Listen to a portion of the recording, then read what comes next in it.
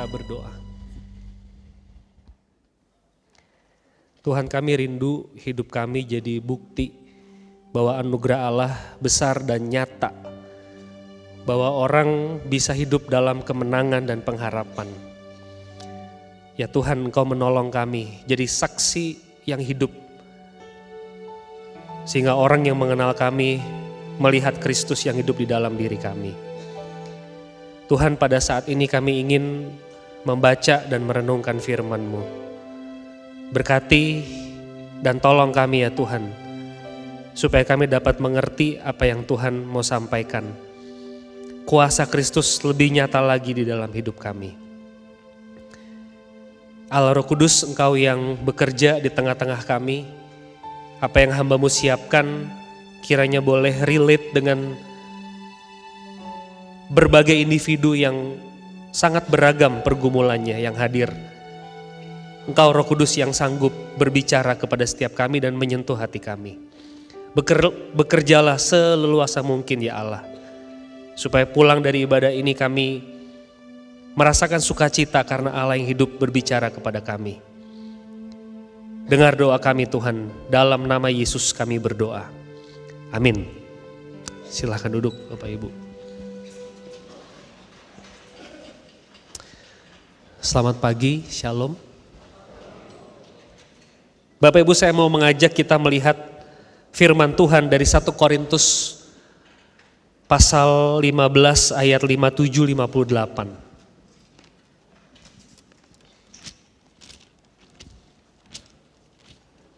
1 Korintus pasal 15 ayat 57-58.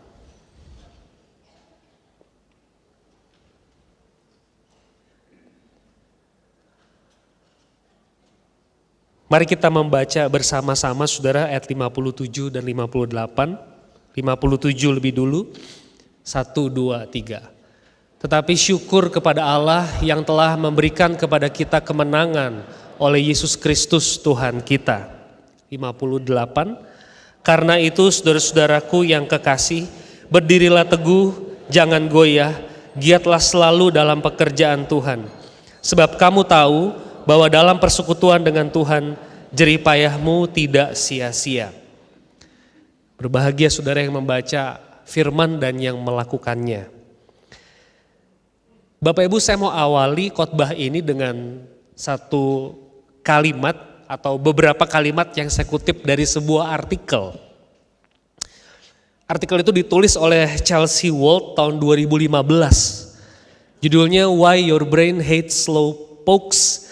The high speed of society has jammed your internal clock. Dia bilang begini saudara, hal-hal yang lambat membuat kita gila karena laju masyarakat yang cepat telah mengubah perasaan kita terhadap waktu. Hal-hal yang menurut kakek nenek buyut kita secara ajaib sangat efisien. Sekarang membuat kita bingung. Kesabaran adalah sebuah kebajikan yang telah ditaklukkan di era Twitter. Kalimat atau paragraf yang kedua, kita sekarang secara praktis bersikeras bahwa halaman web dimuat dalam 1/4 detik. Ketika kita tidak memiliki masalah dengan 2 detik tahun 2009, 4 detik tahun 2006. Tahun 2012 video yang tidak dimuat dalam 2 detik hanya memiliki sedikit harapan untuk menjadi viral. Yang ketiga, yang terakhir, laju masyarakat yang semakin cepat meriset waktu internal kita. Yang kemudian berbunyi lebih sering sebagai respon terhadap hal-hal yang lambat. Membuat kita terus-menerus atau gampang sekali marah dan impulsif. Bapak Ibu, 10 detik cepat atau lambat? 10, 9, 8, 7, 6, 5, 4, 3, 2, 1. Cepat atau lambat? Kalau saudara kirim data pakai PDF atau pakai PowerPoint, saudara kirim data ke belakang misalnya untuk ditampilkan, nunggunya 10 detik, cepat atau lama? Udah gak sabaran kan saudara? Saudara, artikel ini membuktikan, menunjukkan bahwa semakin lama kita tuh di reset semakin cepat sehingga kita makin gak sabaran. Saudara mungkin berbondong-bondong ya, beli Snapdragon 8 Elite for Samsung yang baru rilis sekarang ini. Kita rasa Snapdragon kita udah ketinggalan versi 778. Terus saudara kalau ngerasain perubahan Snapdragon tuh cepat sekali.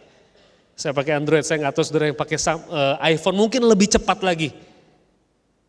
Sehingga saudara-saudara, sebagai orang Kristen, kita menjadi enggan untuk menunggu. Hal ini mempengaruhi kita dalam menunggu jawaban Tuhan. Apakah kita masih hari gini masih mau nunggu jawaban Tuhan? Kadang-kadang kita gak sabar dengan Tuhan bahkan. Tuhan suruh kita tunggu, kita gak mau. Kita cari dukun. Dokter angkat tangan, pendeta cuma bisa berdoa, saya cari dukun yang bisa bertindak. Kita gak lagi punya body clock atau jam spiritual yang mau beresonansi dengan Allah. Oleh karena itu banyak orang Kristen tidak faithful to the end. Tidak walk to the end karena dia gak sabar menunggu jawaban Tuhan. Saudara-saudara, ayat yang tadi kita baca bersama 1 Korintus 15, 57, 58. Tuhan telah memberikan kemenangan. Ada nuansa already but not yet di sana. Saya suka sekali sebetulnya kalau baca 1 Korintus 15, itu ayat yang ke-19 saya paling suka. Jika kita hanya dalam hidup ini saja menaruh pengharapan pada Kristus, kita adalah orang yang paling malang, kata Paulus di ayat yang ke-19, pasal yang sama. Kristus menyediakan kemenangan buat kita yang paripurna. Ujungnya adalah kemenangan atas maut, pengharapan. Wah, saudara adalah orang Kristen itu menurut saya adalah orang Kristen, orang yang beriman kepada Kristus adalah orang yang punya iman yang flagship atau premium. Saudara jangan hidup seperti orang yang punya iman flagship killer. Saudara bisa melakukan apapun. Saudara punya pengharapan yang paling besar. Masa saudara hidup hanya berharap pada Kristus hanya untuk hal-hal duniawi saja? Saudara beriman pada Kristus supaya sembuh. Bukan saya mengecilkan kesehatan saudara. Saudara beriman kepada Kristus supaya kaya, supaya masuk ITB, SBMPTN-nya diterima. Gak salah sih. Kalau kita baca, Kristus juga memberkati orang, menyembuhkan orang. Tapi kalau hanya untuk itu, pengharapan kita hanya untuk itu, kita orang yang paling kasihan, kata Paulus. Tuhan kasih kita kemenangan yang besar, kita hanya pakai untuk hal-hal yang receh. Dan kemenangan yang sudah diperoleh, saya kasih catatan di sana, harus diverifikasi sebab tidak semua orang adalah murid Kristus. Tidak semua orang percaya kepada Kristus. Meskipun pakai kalung salib, ibadah di gereja, berdoa kepada Tuhan Yesus katanya. Tapi gak kelihatan tuh kemenangannya itu. Seperti loser pecundang yang merepetisi dosanya, gak kelihatan. Saudara, saya ingin mengilustrasikan poin ini dan saya rasa ilustrasi Walt Disney sangat menolong untuk memahami apa hubungan antara kemenangan dengan walk to the end. Saudara tahu ada orang namanya Walt Disney. Ada yang pernah pergi ke Disneyland? Atau Disney World? Gak ada Jemaat Anugerah? Yang jelas lebih bagus daripada Cimoryland. Dunia fantasi. Ya kalau saudara mainnya cuma di situ. Ini berkali-kali lipat. Jauh lebih bagus, jauh lebih indah, jauh lebih wonderful dari Cimoryland. Saudara, Walt Disney itu meninggal tahun 1966. Kalau saya nggak salah, betul ya tanggalnya saya lupa. Disneyland atau Disney World itu dibuka tahun 1971. Ada seorang wartawan, saudara, bicara dengan Roy Disney. This must be a bittersweet day for you. It's really sad that Walt never got to see Disney World. Ini hari yang bittersweet ya buat kamu. Sedih karena Walt Disney yang merancang tidak pernah melihat Disney World ini. Tapi ini juga hari yang manis buat kamu karena akhirnya Disney World itu diresmikan. Saudara tahu jawaban Roy Disney, saudara kandungnya Walt Disney? Roy itu berkata, if Walt didn't see it, we wouldn't be standing in it. Hati-hati kalau ngomong. Kalau Walt tidak pernah melihat, di dalam imajinasinya dia tidak pernah melihat Disney World, Disneyland itu, tempat di mana kita berdiri ini nggak mungkin ada. Oh saudara, ini kalimat visioner dari Disney Brothers. Hati-hati kalau ngomong. Kalau Walt tidak melihat Disneyland, Disney World, kita nggak mungkin berdiri di sini. Saudara bertanya, Pak ini ada Walt Disney-nya versi Alkitab nggak? Yang visioner kayak gini? Ada. Saya tunjukkan kepada saudara. Boleh nggak kita baca bersama saudara? 2, 3. Karena seperti yang telah kerap kali kukatakan kepadamu, dan yang sekarang kunyatakan pula sekarang sambil menangis, banyak orang yang hidup sebagai seteru salib Kristus. Kesudahan mereka ialah kebinasaan. Tuhan mereka ialah perut mereka. Kemuliaan mereka ialah aib mereka. Pikiran mereka semata-mata tertuju kepada perkara duniawi. Karena kewargaan kita adalah di dalam sorga. Dan dari situ juga kita menantikan Tuhan Yesus Kristus sebagai juru selamat. Bapak Ibu tolong perhatikan. Ini kalimat visioner dari Rasul Paulus. Banyak orang hari ini hidup sebagai seteru salib Kristus. Dia ngelihat ke depan saudara-saudara. Kesudahan mereka ialah kebinasaan. Kamu bakal masuk neraka. Dia bisa melihat orang-orang di jemaat Filipi yang ujungnya itu ke neraka. Dia bisa ngelihat future, masa depan. Kenapa orang-orang itu ujungnya ke sana? Karena menurut Paulus, Tuhan mereka ialah perut mereka.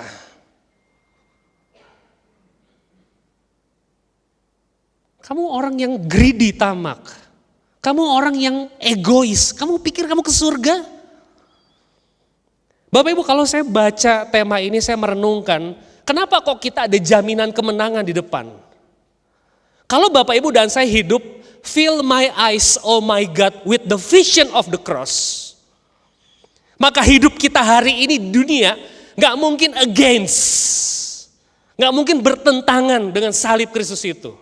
Gak mungkin egois. Jadi hidup kita hari ini sedikit banyak memproyeksikan kita ke surga atau ke neraka Bapak Ibu. Ada hubungannya. Visi yang kita lihat di depan, di end, itu akan menentukan bagaimana kita hidup hari ini. Saudara gak bisa bohong. Saudara dan saya tidak bisa berbohong. Bisa sih saudara bohong, tapi pada akhirnya saudara akan terungkap siapa saudara yang sebenarnya. Saya ingat John Piper itu menulis di Desiring God ketika Ravi Zacharias terbongkar bahwa dia adalah seorang predator seksual. Kalimat ujung daripada artikel John Piper itu kalimatnya adalah kehidupan ganda yang bertentangan dengan hati nurani Kristen adalah seperti kapal yang akan karam. Kalau saudara punya kehidupan ganda yang saudara pelihara hari ini, saudara Christian as well as,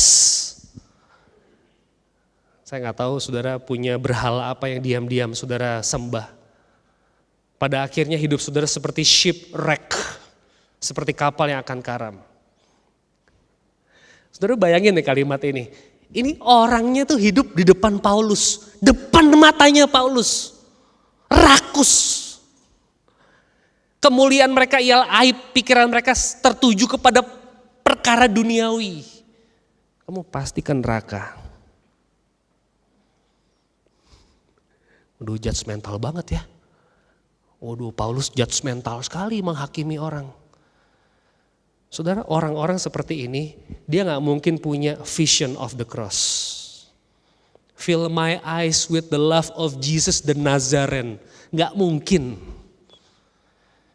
Saya gak percaya orang yang hidup atau orang Kristen yang hidup secara akrobatik.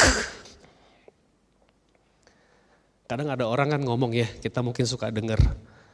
Wah itu Muse, Pak Pendeta itu ada orang hidup, dia gak ke gereja, gak ada Roh Kudus, gak ada Yesus, tapi hidupnya taat. Ada kasih, sukacita, damai sejahtera, sampai penguasaan diri. Itu orang Kristen akrobatik. Well done, hebat. Hebat. Kasih tepuk tangan. Saya gak percaya orang Kristen akrobatik. Orang itu hidup hari ini faithful to the end, walk to the end. Karena dia ngelihat sesuatu di ujung. Saya yakin, namun ku tahu yang ku percaya. Namun ku tahu yang ku percaya. Dan aku yakinkan kuasanya. Ia menjaga yang ku taruhkan hingga akhirnya kelak. Hidup kita hari ini, kesetiaan kita, kekudusan kita sedikit banyak ditentukan oleh apa yang kita lihat di depan. 29 November 2024 anggota jemaat saya meninggal. 29 November 2024 anggota jemaat saya meninggal. 17 November 2024 saya pelayanan pastoral ke rumahnya. Saya dampingi intensif selama 3 bulan, 4 bulan terakhir. Dia kena kanker payudara, metastasis ke tulang, umur 68 tahun. Tanggal 16 November itu hari Sabtu, saya bina pengampu mewakili BPMK Priangan di Bandung bersama dengan majelis saudara. Saya di WA sama ibu ini, sama menantunya, Pak tolong ke rumah, mama mertua kondisinya kritis. Saya udah dampingi 3 bulan, 4 bulan terakhir, saya datang. Saya bilang sorry Bu, saya gak bisa, saya di Bandung. 17 hari Minggu, maaf saya cerita detail, ingatan saya kuat sekali bagian ini. Saya akan datang besok. Hari Minggu saya datang saudara. Saudara tahu apa yang dipercakapkan? Muse, itu papa mertua Muse 9 Agustus meninggal di rumah duka Oasis, biayanya berapa? Dia lagi ngitung, bandingin Oasis sama Ukrida. Yang ngitung siapa? Yang mau mati. Nanti ya, kalau mama mati, anak-anak menantu pakai jas pas ibadah tutup peti. Mama mau semua bunganya warna merah, pink. Udah dipesan-pesan. Dress yang dia pakai di peti mati itu lagi di dry clean, warnanya hijau. Gayanya Korea. Anda kebayang kayak apa dressnya? Lagi di dry clean. Terus diceritain lagi, dry cleannya express Pak. Kenapa? Karena bisa jadi dia mati sekarang.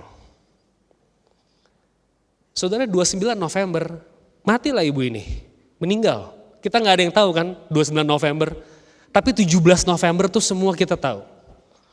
Itu hari di mana orang semua berkunjung ke rumahnya dari jemaat GKI Kota Modern. Udah dipesen-pesen. 29 November jam 4 pagi saya bangun, saya baca WA, sudah pergi meninggal dunia tengah malam. Saya sama istri bangun, istri saya pesen bunga jam 4 pagi, warna pink. Jam 6 bunganya nyampe di Oasis, istri saya bilang sama tukang bunganya, Mas tolong dong di videoin saya mau lihat. Takutnya punya saya sama istri paling pink. Setelah di videoin saudara itu di ruangan, itu semuanya pink dan merah. Gak ada yang warna putih. Perilaku kita di 17 November itu ditentukan dari titik akhirnya. Kalau kita tahu kita akan mati dan kita tahu kita kemana, kita akan berperilaku seperti profilnya. Kasih, sukacita, damai sejahtera, kesabaran. Profil kan ini. Kebaikan, kemurahan, kesetiaan, kelemah lembutan, penguasaan diri. Alkitab mengajarkan 9 poin ini adalah buah roh. Nggak ada akrobat. Wah, saudara berakrobat, bisa melakukan semuanya without Christ, without the Holy Spirit. Nggak ada akrobat kayak gitu. Kalau sampai ada, kapal kita akan karam. Apa syaratnya walk to the end, faithful to the end? Apa yang saudara lihat? Saya tanya balik. Saudara lihat apa hari ini? Saudara mau gak berdoa? God, fill my eyes, oh my God, with the vision of the cross. Fill my eyes with the love of Jesus the Nazarene. Tuhan isi. Kalau kita punya visi itu, tidak sulit kok orang menemukan saudara adalah anak Tuhan. Bisakah kita mendapat petunjuk mengenai surga? Bisa. Apakah hidup di dunia menggambarkan surga secara utuh? Enggak sepenuhnya, tapi bisa. Bisa nggak? Bisa lah. Kenapa nggak bisa? Saya ulangi, hidup kita hari ini memproyeksikan titik destinasi kita. Dan apa yang kita lihat di depan mempengaruhi bagaimana kita hidup hari ini. Abraham Lincoln berkata, saudara bisa bohongi segelintir orang seumur hidup. Saudara bisa bohongi satu dunia sejangka waktu. Kalimat yang ketiga, saudara tidak bisa membohongi satu dunia selama-lamanya. Nggak bisa.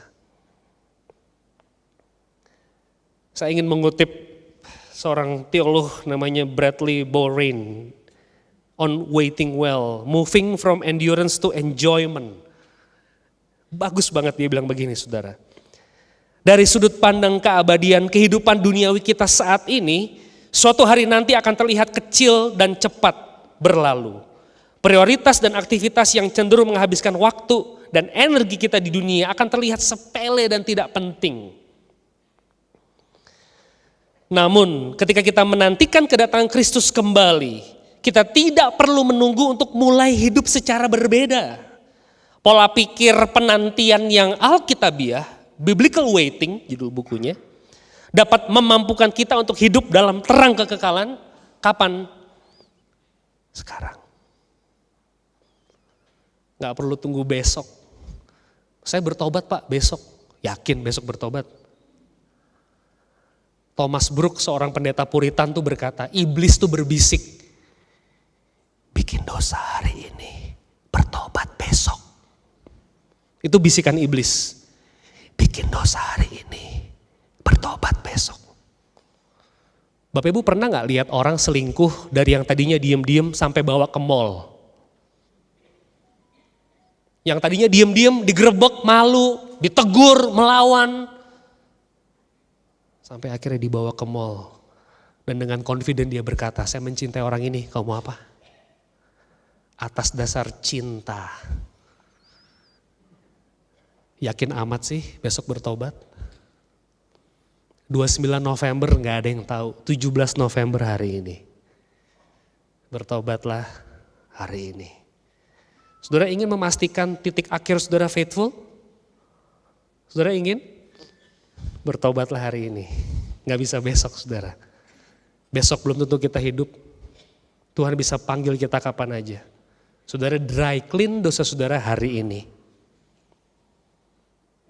Bukan besok. Paulus berkata di dalam 1 Tesalonika 5. Sebab pada waktu tanda diberi, pada waktu penghulu malaikat berseru dan sangkakala Allah berbunyi. Maka Tuhan sendiri akan turun dari sorga dan mereka yang mati dalam Kristus akan lebih dahulu bangkit. Sesudah itu kita yang hidup, yang masih tinggal akan diangkat bersama-sama dengan mereka dalam awan menyongsong Tuhan di angkasa. Demikianlah kita akan selama-lamanya bersama-sama dengan Tuhan. Karena itu hiburkanlah seorang akan yang lain dengan perkataan-perkataan ini. Kita mau menghibur orang pakai apa ya? Supaya faithful to the end, supaya walk to the end. Pakai visi sorgawi. Nanti kamu akan dipanggil Tuhan, ketemu dia, diangkat bersama-sama. Hiburkanlah seorang dengan yang lain dengan perkataan ini. Dengan visi ini. Kalau Walt tidak melihat, saudara dan saya nggak mungkin melihat Disneyland. Ya. Kalau saudara ingin orang melihat Kristus, perlihatkan lewat hidup saudara di 17 November. 17 November itu today. Saya tutup dengan kalimat dari Charles Spurgeon. Dia bilang begini saudara. Tunggulah dalam iman. Nyatakanlah keyakinan Anda yang tak tergoyahkan kepadanya. Karena penantian yang tidak setia dan tidak percaya hanyalah sebuah penghinaan bagi Tuhan. Percayalah bahwa jika dia membuat Anda tetap menunggu bahkan hingga tengah malam, dia akan datang pada waktu yang tepat. Ya. Bapak Ibu, yang diminta dari kita apa sekarang? Nunggu. Ya. Waiting. Nyatakan keyakinan Anda yang tak tergoyahkan kepadanya. Aku tahu kepada siapa aku percaya. Aku gak disembuhkan karena gak kedukun. Seorang anggota jemaat saya saudara, sakit-sakitan, cuci darah. Ada temennya di kantor yang bisa melihat. Temennya bilang, kamu percaya Yesus ya? Iya, saya percaya Yesus. Pantes. Coba kamu tinggalin Yesus. Penyakitmu semua akan hilang. Saudara anggota jemaat saya bilang, oh gitu ya? Oh gak apa-apa dah. Saya sakit begini gak apa-apa. Yesus lebih berharga dari kesehatan saya. Terharu gak saudara?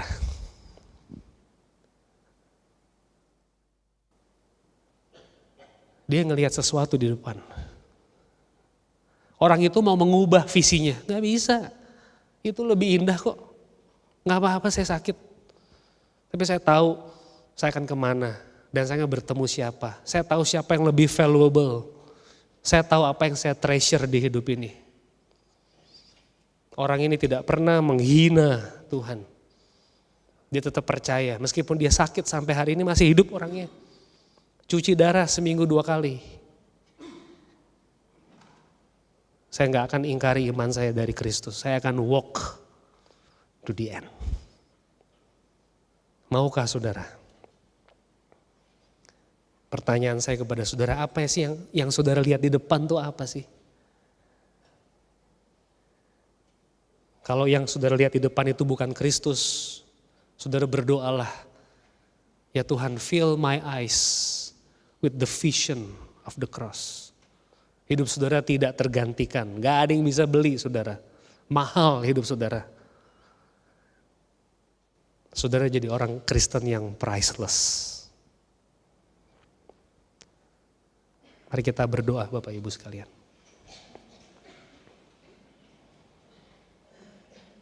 Bapak Ibu mari kita hening.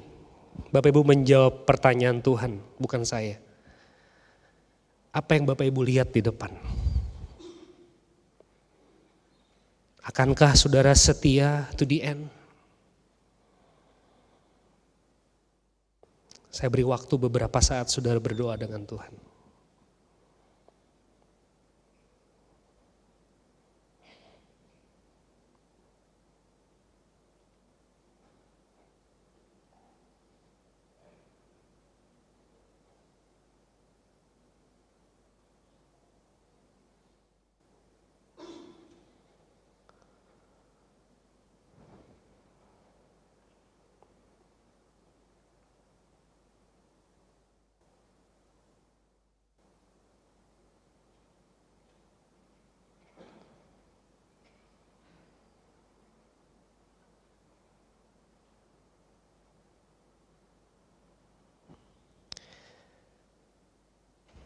Bapa, Engkau mendengar doa pribadi kami. Kami gak bisa menyembunyikan visi hidup kami dari-Mu Tuhan. Apa yang menjaga kami faithful to the end, ke titik destinasi kami. Tuhan, pagi ini kami berdoa agar Engkau fill our eyes with the vision of the cross. Supaya kami hidup menyangkal diri, memikul salib. Dan orang yang mengenal kami tahu, mampu melihat apa yang kami lihat di depan. Tuntun kami Tuhan, kami rindu ketika 4 paku menancap di peti mati kami, orang tahu bahwa kami adalah pengikut Kristus yang setia. Dengarkan doa kami Tuhan. Kami mau bertobat hari ini, 17 November ini Tuhan. Kami mau setia ikut Tuhan sampai akhir. Di dalam Kristus Yesus kami berdoa. Amin.